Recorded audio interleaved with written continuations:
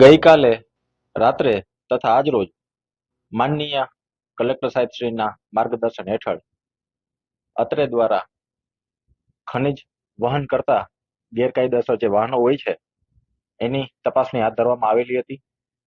જે અંતર્ગત ગઈકાલે સાંજે કુલ 3 વાહનો અને અંદાજિત 91 લાખનો મુદ્દામાલ જપ્ત કરવામાં આવેલો હતો તથા આજે સવારે પણ આ ડ્રાઈવને કન્ટિન્યુ કરતા લખતર ખાતે એક ડમ્પર તથા વઢવાણમાં ગેબન સપીર ખાતે કુલ 4 ડમ્પરોને સીલ કરી આમ બંને દિવસના કુલ મળીને અંદાજિત 2 કરોડથી વધુનો મુદ્દામાલ સીલ કરવામાં આવેલો છે તથા આ જે ડમ્પર હતા એ મુખ્યત્વે રેતી અને કપચીનું વહન કરતા હતા અને આગામી સમયમાં પણ કલેક્ટર સાહેબશ્રીના માર્ગદર્શન હેઠળ આ ડ્રાઈવને સતત આપણે ચાલુ રાખીશું.